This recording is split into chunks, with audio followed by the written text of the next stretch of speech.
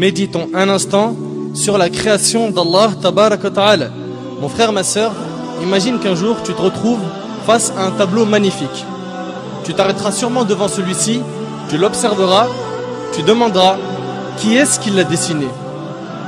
C'est sûr et certain, tu vas te dire qui est-ce qui l'a dessiné, ce magnifique tableau. Et tu t'en souviendras longtemps. S'il en est ainsi des tableaux qu'ont dessiné les êtres humains, qu'en est-il des magnifiques tableaux qu'Allah Tabarak wa Ta'ala a créés et qu'il a disposés partout autour de nous? Pourquoi ne pas s'arrêter et méditer sur ces impressionnants tableaux qu'Allah Tabarak wa Ta'ala a créés? Sachez mes frères et sœurs qu'à tout moment où vous observerez la création d'Allah et que vous méditerez dessus, vous vous rendrez compte qu'à chaque fois vous vous retrouvez face à une chose d'une splendeur inouïe. On se doit de méditer sur tout détail qu'Allah Tabarak wa Ta'ala a créé. À chaque fois que le soleil se lève ou se couche, à chaque fois qu'on voit la lune, à chaque fois que la pluie tombe, à chaque fois qu'on voit les nuages, à chaque fois qu'on se retrouve face à un beau paysage tel que les montagnes, la mer, la verdure, etc. Il faut s'arrêter face à cela et méditer. Et méditer. Regardons chaque détail du corps humain. Nos mains, nos poils, nos yeux, etc. Et méditons. Chaque plante, chaque oiseau, chaque papillon, chaque feuille d'arbre. Méditons. On ne doit pas négliger cette grande adoration qui est la méditation. À chaque fois que l'on observe une invention, on peut reconnaître les qualités de son auteur à travers les détails de cette invention. Par exemple, l'inventeur de l'ordinateur était sûrement quelqu'un de très intelligent. Les constructeurs des pyramides étaient sûrement des gens forts. L'auteur d'un joli tableau est sûrement un artiste très doué, etc. Qu'en est-il du créateur de cet univers? La première chose sur laquelle on doit méditer est la création de cet univers parfait par Allah Tabarak wa Ta'ala qui l'a créé à partir du néant. Allah Tabarak wa Ta'ala a dit dans Sourate Al-Baqarah, et médite un petit peu sur ce verset.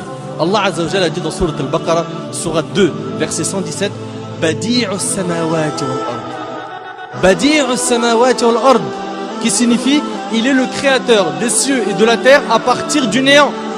À partir du néant. Allah Azza wa Jal est le seul capable de créer à partir du néant. Il dit à la chose soit et elle devient. Soit et elle devient.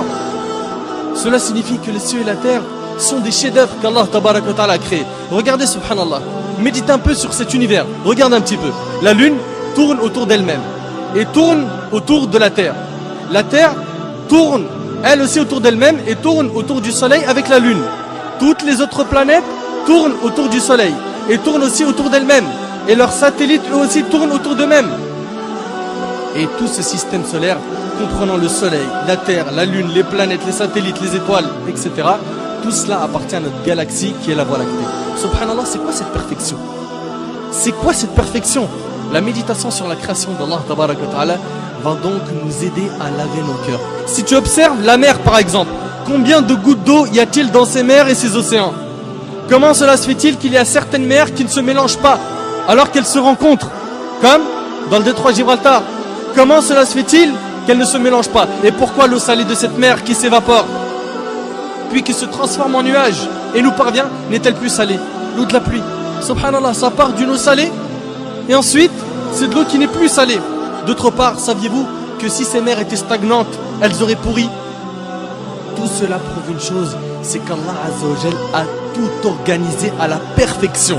Et puis dans la mer, regardez la variété et l'énorme nombre de créatures sous-marines. Médite un petit peu sur les poissons. Regarde, subhanallah, leur couleur. Regarde un petit peu comment ils sont, leur taille, leurs yeux, leur mode de vie.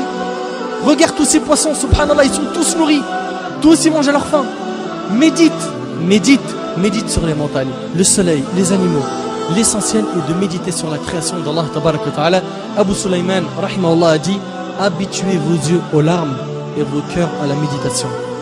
Habituez vos yeux aux larmes et vos cœurs à la méditation. Mes frères et sœurs, je sais que cette adoration était ignorée par un grand nombre parmi nous. Faisons-la revivre afin d'améliorer notre relation avec Allah Tabarak wa Ta'ala. Et je termine en demandant à Allah Azza wa Jal de faire de nous des pieux qui réfléchissent et qui méditent sur la création d'Allah Azza wa Jal.